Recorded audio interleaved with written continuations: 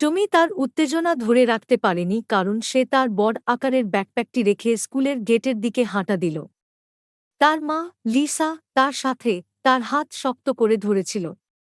তারা ক্লাসরুমের কাছে আসতেই টমির চোখ বিস্ময়ে বিস্তৃত হয়ে গেল। ভিতরে রঙিন ড্রয়িংগুলি দেয়ালগুলিকে সজ্জিত করেছিল এবং একটি বৃত্তে সাজানো ছোট টেবিল এবং চেয়ার ছিল। মিসেস জনসন, শিক্ষক, প্রতিটি শিশুকে উষ্ণ হাসি দিয়ে অভ্যর্থনা জানালেন। টমি তার মনোনীত চেয়ারটি খুঁজে পেয়ে বসল, তার চোখ এখনও বিস্ময়ে ভরা। শিক্ষক দিনটি একটি মজার গান দিয়ে শুরু করেছিলেন এবং শীঘ্রই বাচ্চারা হাততালি দিয়ে গান গাইছিল। টমি প্রথমে লাজুক আকর্ষণীয় সুরকে প্রতিহত করতে পারেনি এবং একটি হাসি দিয়ে যোগ দেয়।